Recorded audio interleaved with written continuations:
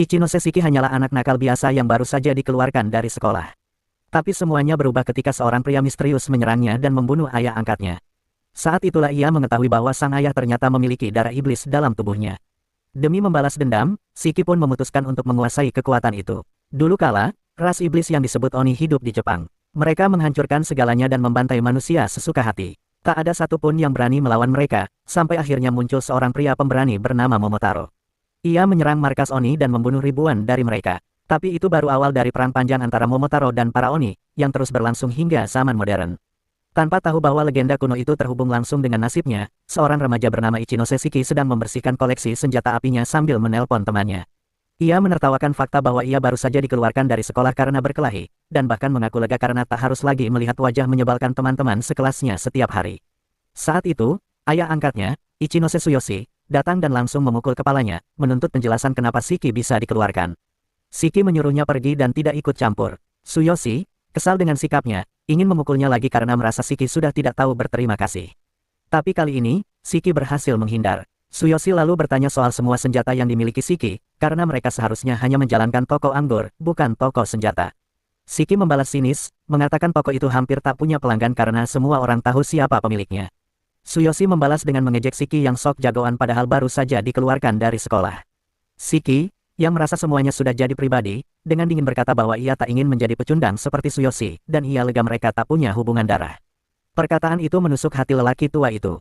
Tapi Tsuyoshi hanya mendesah dan turun karena ada urusan bisnis. Saat pergi, ia sempat berharap ada orang kaya yang mau mengadopsi Shiki. Shiki kembali melatih bidikannya, tapi tiba-tiba terdengar ledakan dari luar. Ia keluar rumah dan melihat kabut tebal menyelimuti jalanan. Dari dalam kabut, semburan kabut hitam keluar dan menjatuhkannya. Kabut itu lalu meraih kakinya dan menyeretnya ke jalan. Saat Shiki mencoba berdiri, seorang pria tua berpakaian putih muncul dan langsung menyerangnya. Namun, Tsuyoshi tiba-tiba muncul dan menabrakkan mobilnya ke pria itu, lalu menyuruh Shiki masuk ke dalam mobil. Ia mengemudi secepat mungkin, mengatakan bahwa satu-satunya cara bertahan adalah kabur dari negara ini. Shiki kebingungan, bertanya kenapa ayah angkatnya bisa membunuh orang dengan mobil. Tapi Tsuyoshi menjawab bahwa pria itu belum mati, dan mereka harus menjauh sejauh mungkin. Wajah Tsuyoshi terlihat panik dan serius. Ia mengatakan bahwa Shiki adalah keturunan Oni, dan pria yang menyerangnya adalah keturunan Momotaro. Shiki tak percaya dan mengira ini cuma lelucon. Tapi Tsuyoshi bersikeras bahwa ini kenyataan. Tiba-tiba, sebilah kabut hitam menembus atap mobil. Tsuyoshi menghindar dengan cepat. Jendela mobil langsung tertutup oleh kabut tebal, membuat mereka tak bisa melihat apapun. Tsuyoshi menepi di dekat sebuah gudang kosong dan segera keluar, menyuruh Shiki untuk bersembunyi. Namun, mobil itu tiba-tiba meledak. Saat Tsuyoshi menoleh, Shiki sudah tak ada. Ia melihat kabut hitam mengarah ke gudang, dan langsung menyadari bahwa anaknya diculik ke sana. Di dalam gudang, Shiki mendapati dirinya terperangkap dalam jaring raksasa yang terbuat dari kabut hitam. Di depannya berdiri pria menakutkan bernama Momoya Samidare. Samidare mengatakan bahwa darah Oni dalam tubuh Shiki membuatnya tak lebih dari hama, dan tugas agensi Naito adalah membasmi hama. Shiki masih syok karena Samidare bisa selamat setelah tertabrak mobil. Tsuyoshi pun datang, mengatakan bahwa legenda Momotaro adalah kisah nyata. Selama ribuan tahun, keturunan Momotaro dan Oni terus berperang. Para keturunan Momotaro kemudian membentuk agensi Naito, yang memberi mereka keunggulan, memaksa para Oni bersembunyi di tengah manusia demi bertahan hidup. Shiki bingung dengan semua yang ia dengar, tapi Tsuyoshi menyuruhnya percaya pada ayahnya. Samidare menciptakan dua pedang dari kabut hitam. Sebagai balasan, Tsuyoshi juga mengeluarkan kekuatan serupa. Mereka bertarung habis-habisan, melepaskan gelombang kejut kuat. Tsuyoshi berhasil mendorong Samidare mundur, tapi Samidare mengatakan bahwa Tsuyoshi jauh lebih lemah dari dulu. Ia menjelaskan bahwa kabut hitam adalah kekuatan unik milik keturunan Momotaro, dan bahwa Tsuyoshi dulunya adalah seniornya di agensi Naito. Shiki terkejut, tak menyangka bahwa ayah angkatnya juga keturunan Momotaro. Namun, Tsuyoshi berkata bahwa ia sudah meninggalkan semua itu. Samidare lalu bertanya apakah Tsuyoshi juga sudah lupa seberapa berbahayanya Oni. Dan karena melindungi Oni, Tsuyoshi pun harus dilenyapkan. Tapi Tsuyoshi menjawab dengan satu serangan balasan. Keduanya bertarung dengan kekuatan seimbang. Sementara itu, Shiki hanya bisa menyaksikan dengan bingung. Samidare terus menanyakan alasan Tsuyoshi melindungi monster yang katanya hanya tahu cara menghancurkan. Tsuyoshi menyuruh Shiki diam, lalu mencoba memberikan serangan serius ke Samidare. Tapi Samidare jauh lebih cepat dari dugaan. Ia dengan mudah menghindar, lalu menyerang Tsuyoshi dengan pukulan-pukulan cepat yang melukai tubuhnya parah hingga membuatnya pingsan. Shiki sangat terpukul melihat ayahnya berdarah. Dengan marah, ia mengutuk Samidare dan bersumpah akan membunuhnya. Namun, Samidare hanya menjawab tenang, mengatakan bahwa mereka berdua akan segera mati. Saat itu, Tsuyoshi yang terluka parah memegang kaki Samidare. Pria itu bertanya kenapa Tsuyoshi sampai sejauh ini hanya untuk melindungi Oni. Tsuyoshi menjawab pelan bahwa ia tak butuh alasan untuk melindungi anaknya. Shiki belum menyakiti siapapun, dan membunuhnya hanya karena darah yang diwarisinya adalah hal yang salah. Samidare menciptakan pedang dari kabut hitam, siap menghabisinya. Tapi saat itu, amarah Shiki memuncak. Matanya memerah, darah mulai keluar dari pori-pori wajahnya, dan tanduk iblis tumbuh dari kepalanya. Dengan teriakan penuh kemarahan, Shiki bersumpah akan membunuh Samidare. Saat Samidare menoleh, ia terkejut melihat Shiki sudah terbebas dari jaring kabut. Beberapa senjata dari darah tiba-tiba muncul di sekitar wajahnya, namun Samidare masih cukup cepat untuk memblokir semuanya. Tapi Shiki sudah tak berada di tempat semula. Samidare mencari keberadaannya, lalu mendongak dan melihat tetesan darah dari langit-langit. Di sana, Shiki menggantung terbalik seperti kelelawar, tubuhnya penuh darah. Samidare sadar, Shiki sudah benar-benar terbangun dan kini bisa menggunakan kekuatan darahnya untuk bertarung. Namun itu bukanlah hal yang paling menakutkan dari Oni. Tiba-tiba, Shiki menerjang dan mendorong Samidare mundur dengan kekuatan besar. Samidare mencoba membalas, berhasil menghantam tubuh Shiki hingga lengannya putus. Tapi hanya beberapa detik kemudian, lengan itu tumbuh kembali. Shiki tertawa seperti orang gila, sementara Samidare mulai berkeringat, ia sadar pertarungan ini tak akan mudah. Shiki memanifestasikan banyak senjata dari darah, lalu menembakkan semuanya ke arah Samidare. Samidare terpaksa menggunakan seluruh kekuatannya untuk menangkis serangan itu. Namun, Shiki menembakkan rudal darah raksasa. Samidare berhasil menghindar dengan selisih tipis, dan rudal itu meledak di belakangnya. Terdesak, Samidare melemparkan pedangnya, berharap bisa menjatuhkan Shiki. Tapi Shiki dengan cepat mendekat dan menendangnya keras. Samidare, yang sudah kelelahan, tak sempat menghindar. Ia jatuh, dan wajahnya diinjak Shiki sebelum tubuhnya dihujani amunisi darah seukuran satu batalion militer. Anehnya, Samidare masih bertahan meski tubuhnya penuh luka. Tapi tiba-tiba, Shiki jatuh lemas. Semua senjata darahnya hancur, dan transformasinya menghilang. Ia menatap tangannya yang berdarah, bingung, tak mengerti apa yang sedang terjadi. Samidare menyadari bahwa ini adalah reaksi umum dari Oni yang baru pertama kali membangkitkan kekuatannya. Dengan tenaga terakhir, ia menciptakan pedang kabut hitam dan hendak menghabisi Shiki. Namun, sebelum serangan itu sampai, Tsuyoshi melompat dan melindungi Shiki dengan tubuhnya sendiri. Samidare bertanya, bagaimana mungkin Tsuyoshi masih mau mengorbankan nyawanya untuk anak seperti Shiki, setelah melihat bentuk Oninya yang mengerikan. Tapi Tsuyoshi hanya mengingat saat Shiki masih kecil dan lucu. Ia menjawab bahwa menjadi seorang ayah yang bahagia, meski hanya sebentar, bukanlah hal yang buruk. Saat itu, warga sipil mulai berdatangan setelah mendengar suara ledakan. Suara sirine pemadam kebakaran terdengar di kejauhan. Melihat situasi mulai ramai, Samidare memutuskan untuk mundur. Ia berubah menjadi kabut hitam dan menghilang, meninggalkan Tsuyoshi yang sekarat dan Shiki yang masih terguncang. Shiki panik, mencoba membopong Tsuyoshi dan berkata akan memanggil ambulans. Tapi Tsuyoshi menahannya. Ia tahu waktunya sudah habis dan hanya ingin bicara untuk terakhir kalinya.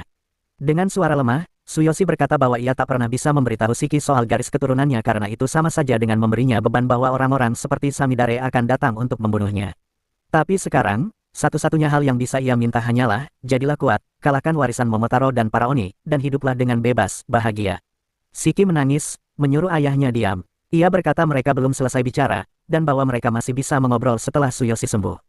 Tapi Tsuyoshi hanya tersenyum pelan, lalu menghembuskan napas terakhirnya. Tubuh Tsuyoshi jatuh ke tanah. Shiki menangis keras, mencoba membangunkannya, tapi sia-sia. Tiba-tiba, seorang pria datang dengan sepatu roda. Shiki menoleh, tapi pria itu langsung memukul kepalanya hingga pingsan. Lalu membawanya pergi, ke tempat di mana orang seperti Shiki bisa menjadi lebih kuat. Saat tak sadarkan diri, Ichinose Shiki bermimpi tentang masa kecilnya, saat ia bermain di taman, diawasi oleh ayahnya yang tersenyum hangat. Tapi mimpi itu berubah jadi mimpi buruk, memperlihatkan kematian Tsuyoshi di tangan Momoya Samidare. Shiki terbangun dengan napas terengah dan langsung menatap mata merah Samidare yang menakutkan. Namun, saat melihat sekeliling, ia sadar bahwa dirinya telah diikat erat di sebuah kursi, mulutnya tersumpal. Ia berada di aula besar dan kosong. Di belakangnya, pria dengan sepatu roda, penculiknya, sedang melakukan push-up dengan satu tangan sambil memegang payung. Begitu melihat Shiki sadar, pria itu berdiri dan memperkenalkan diri. Namanya Mudano Naito. Ia sesama Oni, dan langsung memperlihatkan tanduknya. Shiki masih terlalu bingung untuk mencerna semua yang terjadi. Naito menolak memberitahu mereka berada di mana, tapi mengatakan bahwa jenazah ayahnya disimpan dengan aman. Ia membawa Shiki ke tempat ini untuk dievaluasi. Tiba-tiba, Naito meluncur ke papan tulis di pojok aula dengan kecepatan tinggi, menunjukkan betapa efisiennya sepatu roda dibanding berjalan. Ia lalu mulai menjelaskan sejarah agensi Momotaro, lembaga yang sejak dulu mencari orang-orang dengan kemampuan mengendalikan kabut hitam, lalu menjadikan mereka senjata. Untuk melawan mereka, para Oni membentuk agensi mereka sendiri. Tugas Naito adalah menemukan Oni yang baru terbangun seperti Shiki, lalu mengevaluasi apakah mereka layak bergabung. Setelah itu, ia mengembalikan papan tulis ke tempatnya dan melepaskan penyumbat mulut Shiki. Begitu bisa bicara, Shiki langsung berteriak agar dilepaskan, mengancam akan membunuh Naito jika ia menyakiti tubuh ayahnya. Naito tak terpengaruh. Ia hanya mencatat dan langsung mengurangi 1 poin dari skor Shiki, yang katanya sudah bernilai 0 sejak awal. Ia menyebut Shiki bodoh karena tak paham maksud, disimpan dengan aman, yang sudah ia sebutkan. Shiki marah dan tak percaya pada orang seperti Naito. Tapi Naito tak peduli, dan mengatakan bahwa evaluasi tetap harus berjalan. Setiap kali Shiki mengumpat, poinnya dikurangi terus-menerus. Naito menyuruhnya bekerja sama kalau ingin lulus. Tapi Shiki tak peduli dengan evaluasi. Ia hanya ingin bebas. Ia mencoba menahan amarah, tapi tetap tak bisa. Naito menyuruhnya berhenti menatap dengan pandangan mengancam, tapi Shiki justru makin emosi. Akhirnya, Naito memutuskan memakai cara non-standar karena cara biasa tak mempan untuk orang gila. Ia melepas dasinya dan tiba-tiba mencekik Shiki dengan kuat. Shiki panik, kesulitan bernapas, dan Naito berkata bahwa sifat asli makhluk akan muncul saat nyawanya terancam, dan itu yang ingin ia lihat. Darah mulai mengalir dari wajah Shiki. Ia kehilangan kesadaran, namun, darah itu malah bereaksi. Kekuatan Shiki terbangun, darahnya berubah menjadi paku-paku tajam yang menyerang Naito. Tapi Naito menghindar dengan mudah. Tiba-tiba, senapan gatling dari darah muncul dan diarahkan ke kepala Naito. Shiki, yang kini mengamuk, menembakkan peluru bertubi-tubi. Sayangnya, serangan itu tak mengenai sasaran. Naito melindungi dirinya dengan payung yang dilapisi darah. Ia lalu mengurangi 100 poin dari skor Shiki karena menurutnya Shiki bahkan tak tahu cara pakai kekuatannya dengan benar.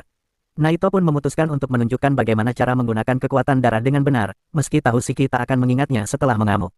Shiki menerjang, tapi Naito sudah siap. Beberapa menit kemudian, Shiki tersadar dalam kondisi lemah, tak mengerti apa yang barusan terjadi. Saat melihat tangannya yang berlumuran darah, ia panik, ia kehilangan kendali lagi. Naito, yang duduk santai di atas tubuhnya, mengatakan bahwa kehilangan kesadaran saat mengamuk itu wajar bagi Oni baru. Aula tempat mereka bertarung kini berantakan. Shiki menyuruh Naito berhenti ceramah. Tapi Naito menanggapi dengan menyingkirkan payung darahnya, mengatakan bahwa ia tak pernah kehilangan kendali karena ia menguasai kekuatannya sepenuhnya.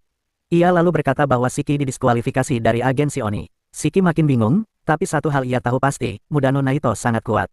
Dengan menelan harga dirinya, Shiki memohon agar bisa menjadi bawahannya. Ia ingin menjadi kuat dan membalas kematian ayahnya. Namun, Naito menolak mentah-mentah. Ia berkata bahwa orang seperti Shiki, yang tak pakai otak saat bertarung, selalu jadi korban pertama di medan perang. Ia menyebut Shiki sebagai beban, tak bisa mengendalikan kekuatan maupun pikirannya. Shiki berusaha menahan amarahnya, tapi Naito mengatakan sudah waktunya menyingkirkan Oni tak berguna seperti dia. Ia lalu memotong ibu jarinya dengan cincin khusus, dan dari darahnya tercipta sebuah payung berduri. Melihat itu, Shiki mendapat ide untuk membalikkan keadaan. Ia berlari menjauh, lalu menerjang sambil menggesek-gesekkan tinjunya ke lantai hingga berdarah. Naito langsung mengubah payungnya menjadi perisai berduri, siap menghadapi serangan. Shiki melompat, gerakan yang sudah Naito perhitungkan. Tapi tiba-tiba, Shiki mengubah arah dengan dorongan paku darah ke samping, lalu menembakkan pistol darah ke wajah Naito dengan kekuatan penuh. Ia terpental karena ledakannya sendiri. Ia sempat berpikir berhasil, namun ternyata, Naito memblokir peluru itu hanya dengan jarinya, lalu menghancurkannya seketika. Ia bahkan tak memberi Shiki pujian apapun karena menurutnya serangan itu masih dilakukan dalam kondisi setengah mengamuk. Saat Shiki kembali kehilangan kendali, Naito memutuskan untuk menghabisinya. Ia menciptakan sangkar pelindung dan memanggil pemanah dari darahnya, siap menembak kapan saja. Namun, di saat itu juga, Naito melihat sesuatu yang tak ia duga. Shiki menolak mengamuk. Ia mencoba menahan naluri liarnya dan mulai mengendalikan kekuatannya. Melihat itu, Naito membatalkan serangannya. Shiki merasa bangga. Untuk pertama kalinya, ia berhasil mengendalikan kekuatannya sendiri. Namun, Shiki terjatuh ke tanah karena kehabisan tenaga. Naito terkejut. Ia tidak menyangka Shiki bisa mengendalikan kekuatannya sekaligus menekan mode berserker, hal yang sangat langka bahkan di kalangan Oni. Ia pun bertanya bagaimana Shiki melakukannya. Tapi Shiki hanya menjawab licik, aku akan kasih tahu kalau kau menerimaku sebagai bawahan. Naito menjawab singkat, akan kupikirkan, dan Shiki menganggap itu sebagai jawaban, ya. Shiki lalu menjelaskan bahwa saat Naito tadi berbicara soal teknik darah, ia tidak mengerti sama sekali. Tapi begitu melihat Naito mengiris jarinya dan membentuk senjata dari darah, ia jadi dapat ide. Karena mereka dalam kondisi yang sama, ia mencoba menirukannya, dan, entah bagaimana, berhasil. Ia tidak tahu detailnya, hanya membiarkan lengannya berdarah sambil memaksa darahnya membentuk senjata dengan teriakan dalam hati.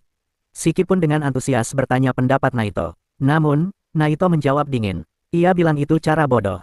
Menurutnya, remaja emosional seperti Shiki biasanya paling sulit mengendalikan darah, sedangkan orang rasional seperti dirinya punya peluang terbaik. Tapi Shiki justru tidak mengikuti logika maupun menyerahkan diri pada amarah. Ia hanya mengandalkan naluri mentah untuk menaklukkan darahnya. Menurut Naito, cara itu memang kasar, tapi berpotensi kuat. Ia pun mulai bingung harus berbuat apa terhadap kasus unik seperti ini.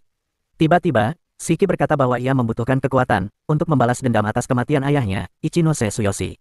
Ia meminta agar Naito mau menerimanya sebagai bawahan dan melatihnya, karena ia ingin berguna.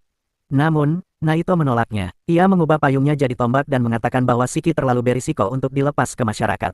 Ia bahkan tidak tahu cara mengendalikan kekuatannya sendiri, dan hanya nekat bertindak. Ia bilang tidak bisa menerimanya sebagai bawahan, lalu seolah hendak menusuk Shiki, tapi justru menghantam lantai di samping kepala Shiki. Aku tidak akan menerimamu sebagai bawahan, katanya. Tapi sebagai murid, Shiki bingung. Ia menganggap keduanya sama saja. Naito lalu menjelaskan bahwa Shiki hampir lulus ujian, tapi ia akan diberi satu kesempatan lagi untuk membuktikan dirinya.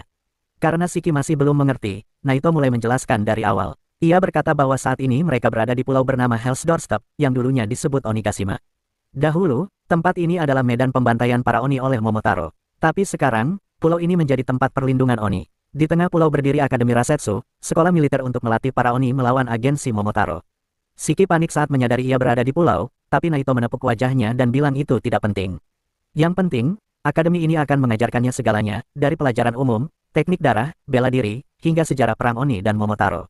Ia juga menjelaskan bahwa dirinya adalah wali kelas Shiki. Naito mulai menjabarkan sistem pendidikan di akademi itu, tapi semua terasa terlalu rumit bagi Shiki, yang menurut Naito, punya otak seukuran kacang. Tapi Shiki tidak peduli dengan semua itu. Yang ingin ia tahu hanya satu, apakah ia bisa cukup kuat untuk membalas dendam. Naito tidak memberi janji. Ia hanya berkata, kalau Shiki tidak cukup kuat untuk menghadapi agen Momotaro, ia akan dikeluarkan. Tak lama setelah itu, Shiki sudah mengenakan seragamnya dan bersiap ke sekolah barunya dengan semangat. Tapi Naito mengingatkan bahwa ada siswa lain yang juga lulus tahun ini, dan kemungkinan besar Shiki adalah yang paling lemah di antara mereka. Mendadak, Shiki teringat ayahnya dan bertanya soal jenazahnya. Naito menjawab bahwa mereka menyimpannya di kamar mayat, agar Shiki bisa mengurus pemakamannya sendiri sesuai keyakinannya. Shiki murung memikirkan ayahnya, tapi Naito langsung memotong, jangan buang waktu jadi idiot melankolis. Fokuslah jadi kuat, balas dendammu. Shiki pun berkata bahwa Naito sebenarnya orang baik, membuat Naito malu sendiri dan pergi sambil berkata, kalau kau tidak sampai ke kelas sebelum aku, kau langsung dikeluarkan. Entah bagaimana, Shiki berhasil menyusulnya. Sesampainya di depan kelas, Shiki bertanya bagaimana cara masuk yang paling keren, supaya auranya maksimal. Sebagai jawaban, Naito langsung menendangnya masuk ke dalam kelas. Shiki mengeluh, merasa penampilannya tidak keren, dan bilang ia punya utang aura. Ia meminta tisu pada anak bertopeng bernama Kougasaki Jin untuk menghentikan mimisannya. Ternyata, Jin adalah salah satu Oni terkuat, bahkan lebih hebat dari guru mereka. Ia memperingatkan Shiki agar tidak berbicara padanya. Shiki kesal dan mengejek Jin karena belum punya tanduk. Tapi Jin langsung menunjukkan tanduknya dan berkata, pemula bodohlah yang terus pamer tanduk karena belum bisa mengendalikannya. Perkataan itu menyinggung Sazanami Kuina, Oni lain yang tanduknya masih muncul terus. Ketegangan pun mulai memuncak, apalagi karena Shiki semakin dekat ke arah Jin. Tapi sebelum konflik pecah, Naito tiba-tiba muncul di belakang mereka. Aneh, Shiki tiba-tiba sudah duduk di samping Jin tanpa sadar kapan berpindah. Jin pun ikut terkejut. Tanpa buang waktu, Naito mengumumkan pelajaran pertama mereka, permainan kejar-kejaran.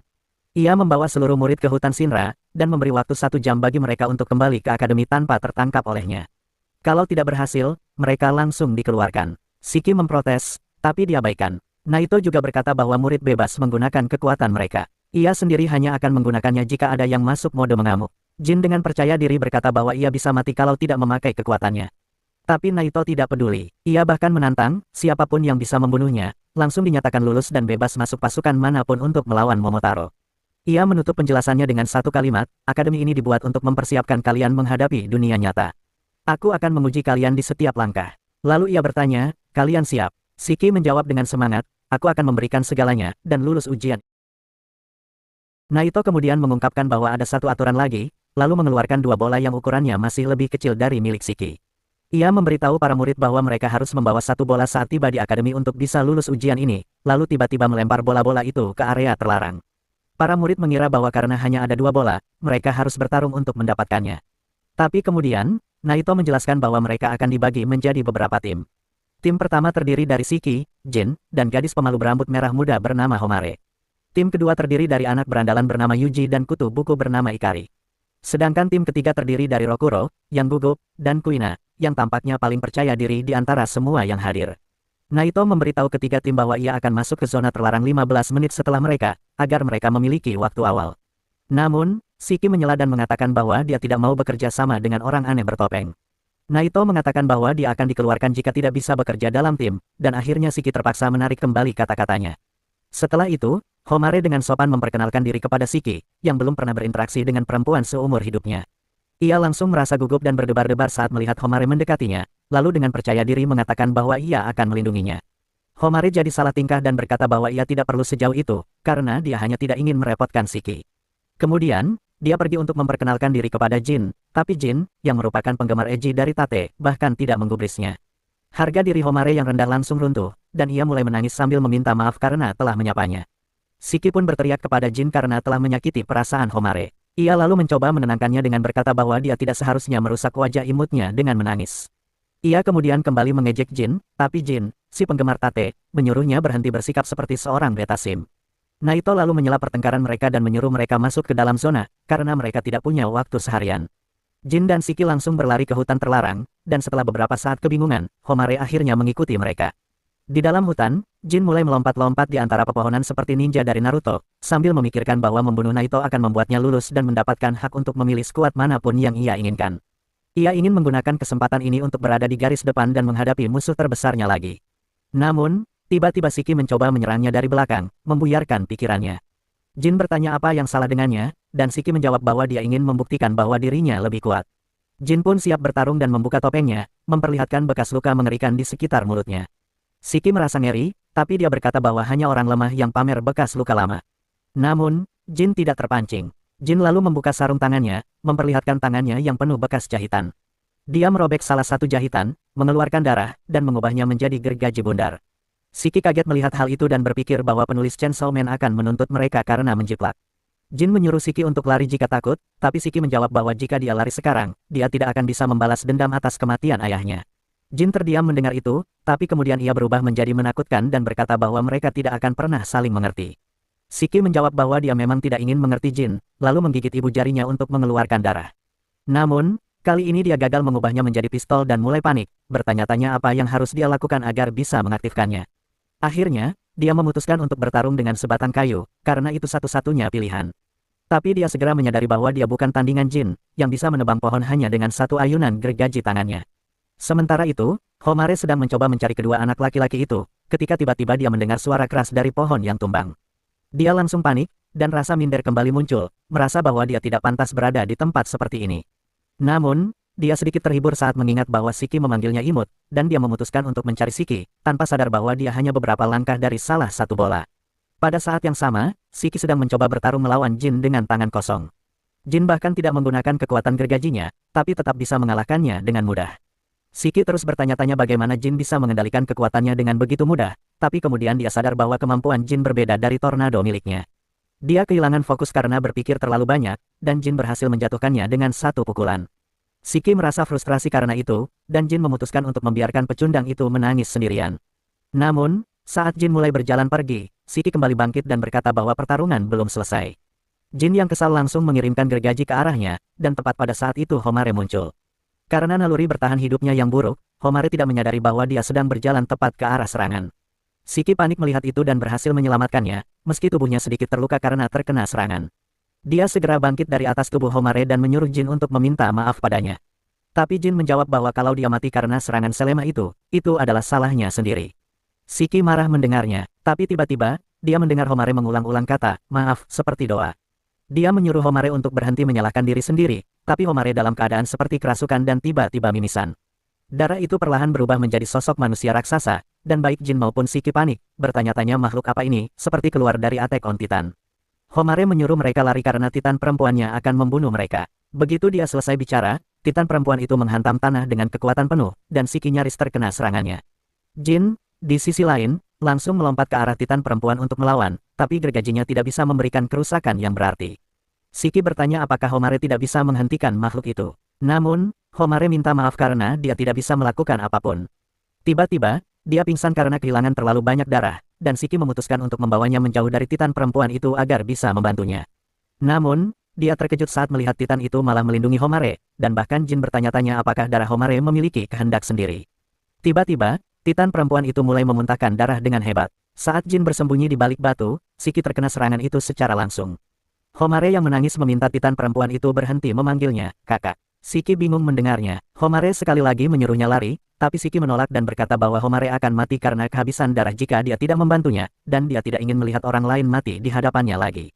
Tiba-tiba, Titan perempuan itu mengeluarkan raungan kuat yang guncangannya terasa bahkan hingga ke para siswa lain di luar hutan. Naito mengamati semua itu dari atas pohon dan memutuskan untuk membiarkan Shiki dan Jin mencoba mengatasi kemampuan pelepasan darah Homare sebelum dia turun tangan. Kembali ke lokasi pertarungan, Shiki mencoba melukai dirinya sendiri untuk mengeluarkan darah dan menggunakannya sebagai senjata, tapi tidak berhasil. Titan perempuan itu menyerangnya dan dia berhasil menghindar, namun Titan itu kemudian mengambil batu-batu besar dari tanah dan melemparkannya ke arah Shiki. Ia terkena salah satu batu dan terlempar jauh, tapi yang paling menyakitkan baginya adalah betapa lemah dirinya saat ini. Dia belum pernah kalah dalam pertarungan sebelumnya, tapi sekarang dia merasa seperti bocah tak berguna. Ia mulai menangis karena frustrasi. Namun, Jin muncul untuk bergabung dalam pertarungan dan menyuruhnya pulang jika hanya akan menangis seperti pengecut. Shiki marah dan membela diri dengan mengatakan bahwa dia hanya berkeringat dari matanya, namun Jin tidak peduli. Ia membuka kembali luka-lukanya, dan kali ini menciptakan dua jenis gergaji yang berbeda di masing-masing tangannya. Luka dari serangan Titan perempuan sebelumnya masih mengganggunya, tapi ia tetap bertekad untuk memenangkan setiap pertarungan di depannya. Dari kejauhan, Naito mengamati dan terkesan karena Jin bisa menciptakan dua jenis senjata sekaligus. Ia mulai menjelaskan bahwa darah Oni bisa berubah menjadi bentuk apapun yang mereka bayangkan, tapi bentuk itu seringkali dipengaruhi oleh trauma masa lalu, preferensi, dan pengalaman mereka. Sementara itu, Jin berlari ke arah Titan perempuan dan menggunakan gergaji bundar untuk memanjat tubuhnya. Ia lalu mencoba meniru Levi Ackerman dengan menyerang leher Titan, namun Titan perempuan itu mengorbankan salah satu lengannya untuk melindungi diri. Saat dia bertarung, Shiki berteriak ke tangannya agar menciptakan sesuatu. Ia bertanya-tanya kenapa dirinya tidak bisa membuat senjata seperti Jin. Namun, tiba-tiba ia sadar bahwa Jin hanya menciptakan senjata untuk memotong, dan bahkan Homare pun memiliki hubungan personal dengan Titan perempuannya.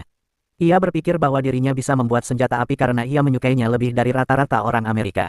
Dan saat itulah ia tiba-tiba memahami cara mengendalikan kekuatannya. Di sisi lain, Jin kesulitan melawan Titan perempuan yang tiba-tiba mengeluarkan raungan keras hingga merobek gendang telinganya. Ia kehilangan keseimbangan dan merasa bahwa dirinya akan mati. Bahkan Naito mulai bersiap turun tangan, tapi kemudian Shiki menyatakan bahwa sekarang giliran dia bertarung. Ia mengarahkan pelontar granat yang sangat kuat ke Titan perempuan, dan Naito terkesan bahwa Shiki akhirnya berhasil memahami kekuatannya. Shiki sangat bersemangat untuk mencoba senjatanya yang baru, namun Titan perempuan menyerangnya terlebih dahulu. Ia menghindar, lalu menembakkan granat ke arah Titan tersebut, menghancurkannya seketika, membuat Jin dan Naito terkejut melihat kekuatannya. Titan perempuan mulai menghilang, tubuhnya hancur dan pecah menjadi serpihan-serpihan, sementara Homare pingsan. Jin masih tercengang melihat kekuatan tembakan Shiki, ketika tiba-tiba mulai turun hujan darah. Tapi ternyata itu hanyalah darah yang berterbangan di udara akibat serangan Shiki tadi, lalu berubah menjadi hujan biasa. Jin menyadari bahwa serangan Shiki bukan hanya menghancurkan Titan perempuan, tapi juga mengubah cuaca. Namun, Shiki sama sekali tidak memikirkan hal itu. Ia langsung berjalan ke arah Homare untuk memeriksa keadaannya, namun penglihatannya mulai buram dan ia terjatuh, tak bisa bergerak. Saat itu juga, Naito datang dan memberitahunya bahwa dia telah mengeluarkan darah dalam jumlah yang konyol, sehingga tubuhnya kehabisan tenaga. Shiki mengatakan bahwa dia masih bisa lanjut, lalu memaksakan dirinya untuk berdiri, tapi tidak bertahan lebih dari 5 detik sebelum kembali jatuh. Naito menyebutnya pemula yang bahkan belum bisa mengendalikan kekuatannya. Tapi dalam hati, ia tahu bahwa kekuatan Shiki berada di level yang belum pernah ia lihat sebelumnya. Naito memperingatkan bahwa jika Shiki menggunakan terlalu banyak darah, dia bisa mati.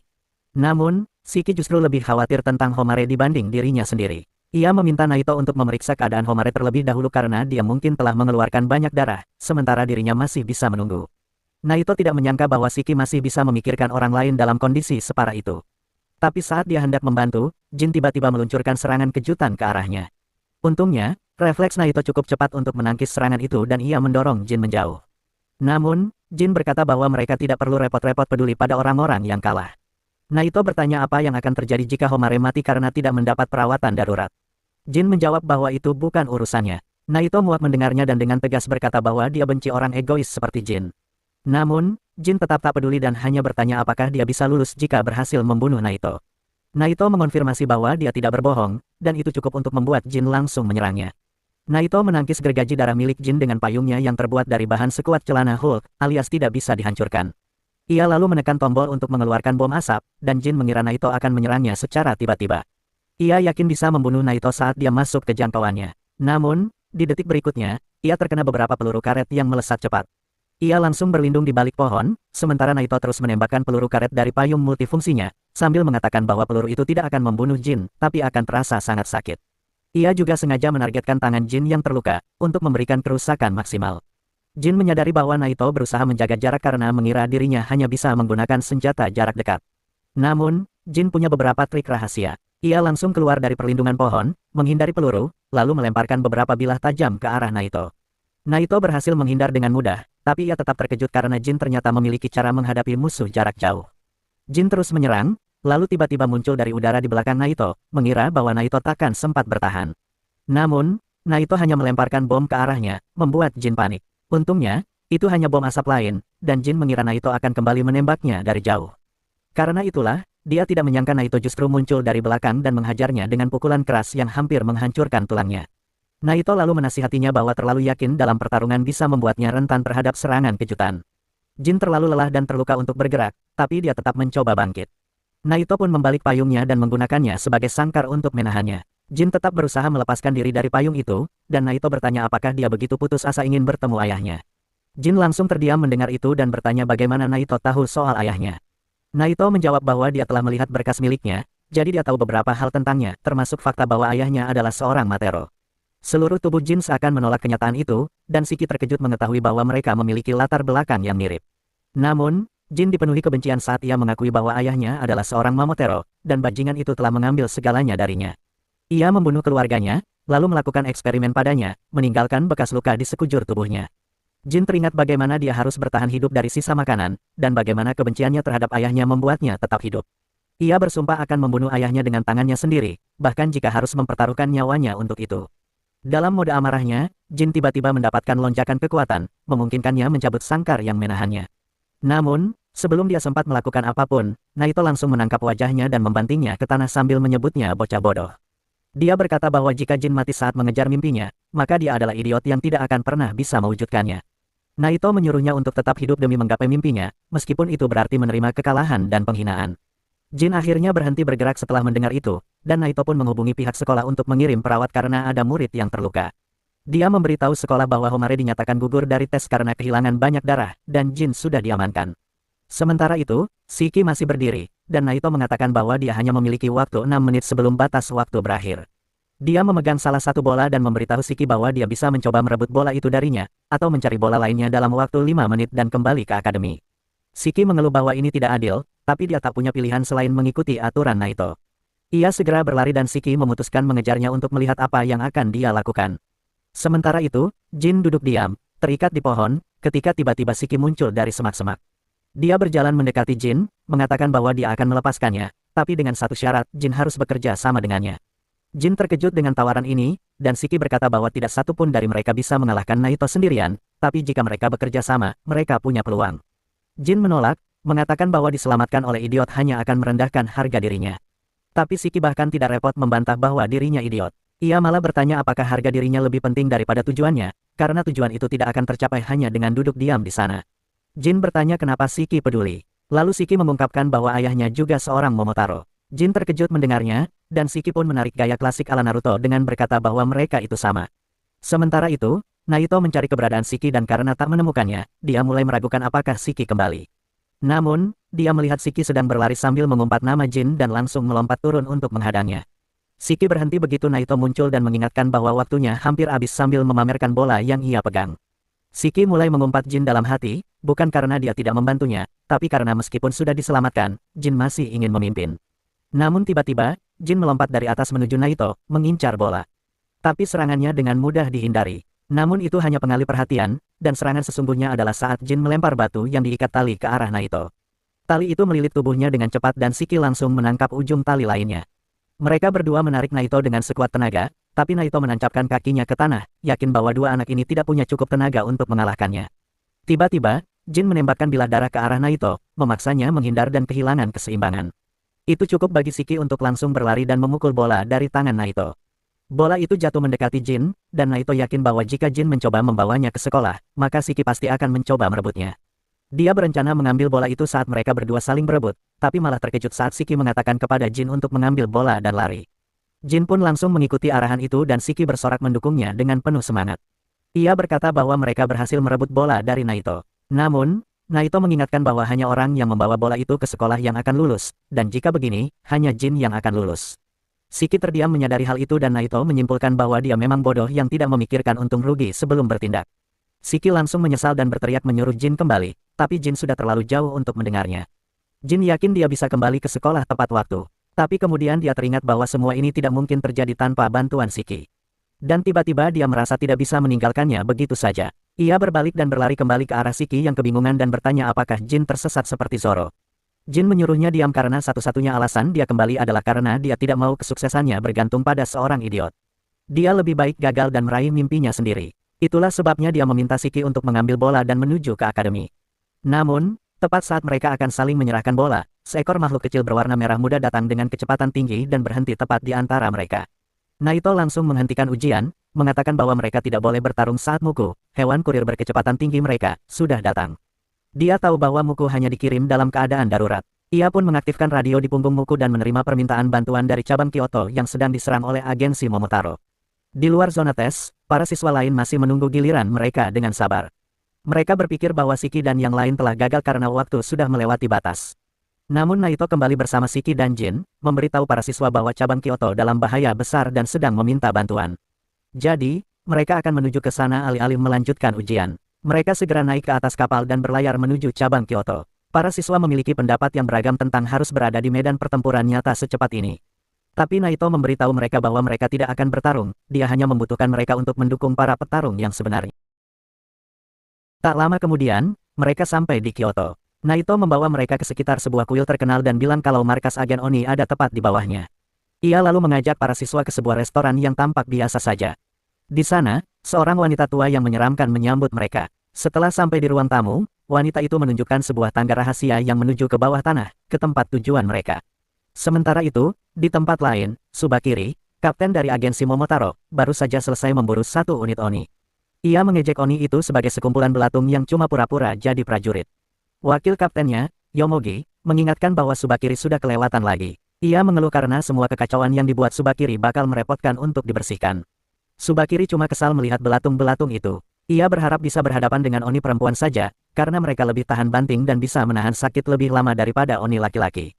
Bagus untuk eksperimennya. Yomogi bilang eksperimennya itu menjijikkan dan dia sangat membencinya, terutama makhluk yang sedang berjalan mendekat. Tsubakiri menyuruhnya jangan dingin pada ciptaan favoritnya, yaitu makhluk campuran anjing, monyet, dan Visen.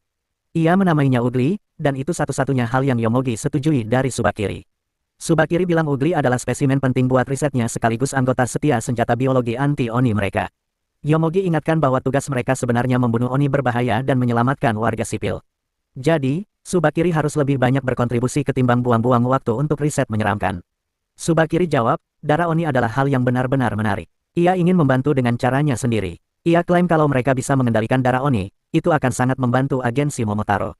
Bahkan, kalau bisa mengubah kemampuan penyembuhan darah Oni jadi obat, mereka bisa jadi lebih kaya daripada Alain, Jeff, dan Sub digabungkan. Yomogi bilang Momotaro juga punya kemampuan serupa, tapi Tsubakiri bilang nggak bijak kalau eksperimen pada manusia. Baginya Oni hanyalah belatung yang layak jadi objek eksperimen karena membunuh mereka saja sudah pemborosan. Seorang anak Oni yang ketakutan bersembunyi di sudut sambil berusaha diam. Begitu suara langkah kaki dua agen Momotaro itu menjauh, ia menghela napas lega. Tapi itu kesalahan fatal karena Tsubakiri mendengarnya dan langsung mendekat ke tempat anak itu bersembunyi.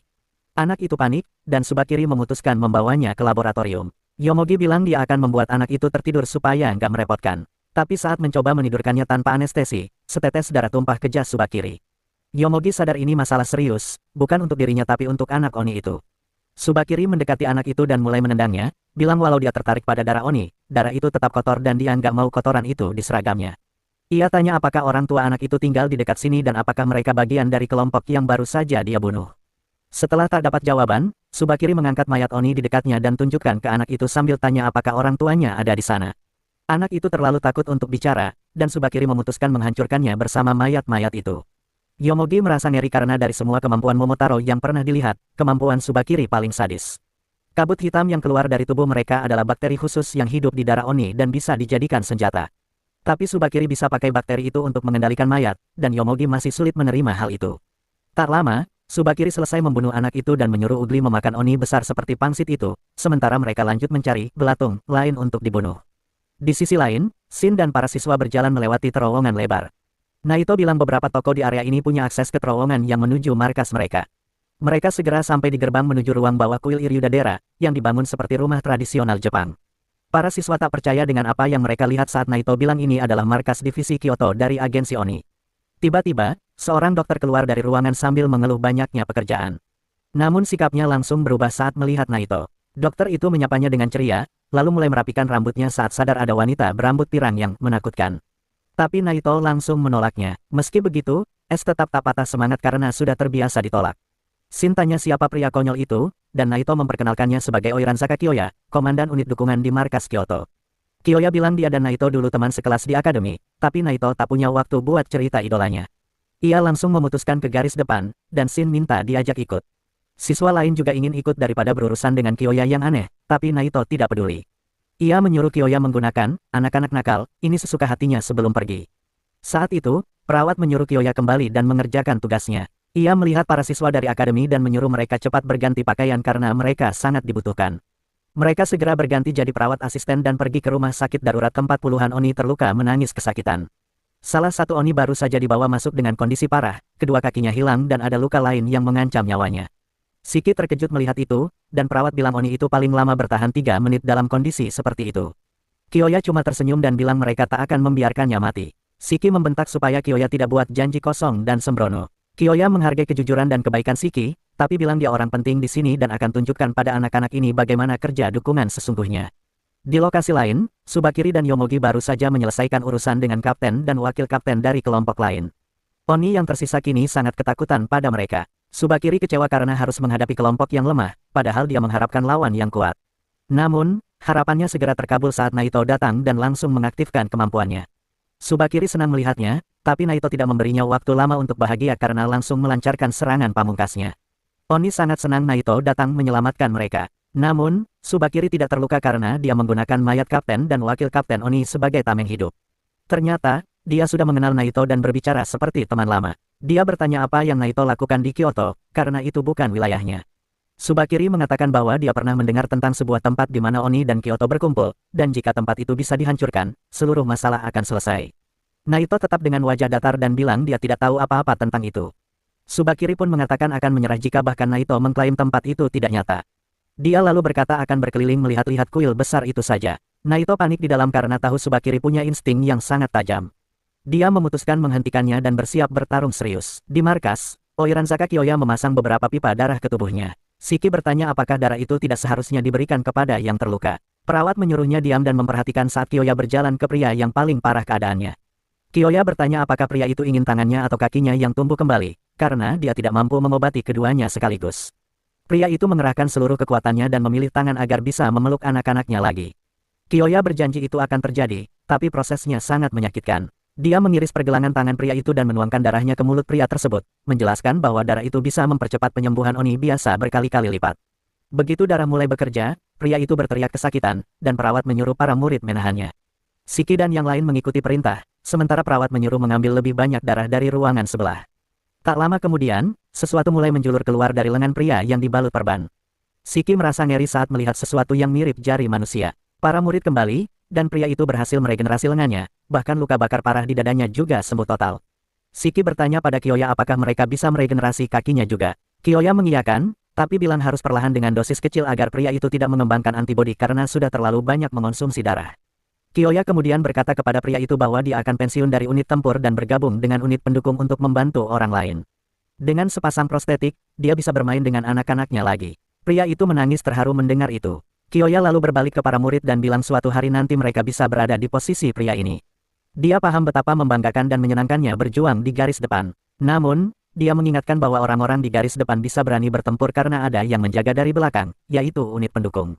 Shiki dan murid lain sangat terkesan dan bertekad membantu sebisa mungkin. Kiyoya berkata dia butuh bantuan Shiki dalam hal lain. Dia membawa Shiki ke seorang gadis bernama Mei yang depresi. Mei dibawa kemarin setelah serangan agen Momotaro, dan orang tuanya masih hilang.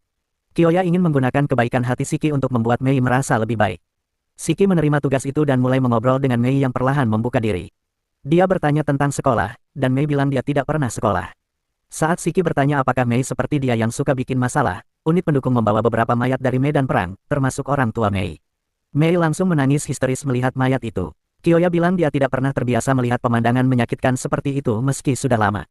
Namun, ada rencana gelap di balik mayat-mayat itu yang tidak disadari semua orang.